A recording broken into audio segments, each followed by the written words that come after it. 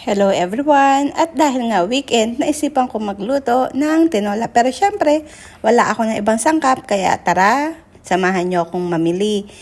At eto nga, lumabas ako ng bahay, tapos pumunta ako ng Viva para bumili ng manok kasi mura ang manok nila. Pagdating ko nga, ayan, 1,100 grams ay 16.49.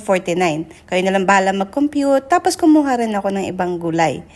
At bago umuwi, eto nga at nagbayad ako. At dito nga pala sa UAE, dapat may dala kang eco bag kasi hindi na libre ang plastic. Tapos lumipat ako sa kabilang store kasi wala yung malunggay. Kaya bumili muna ako ng malunggay at ng iba pang gulay. Pagkatapos nga ay umuwi na rin ako para magluto. Siyempre, fast forward na. Ayan, nagluto na ako. At eto na, almost ready na ang tinola na puro gulay. O diba? Kain po tayo. O siya, ayun lang. Thank you for watching. Bye!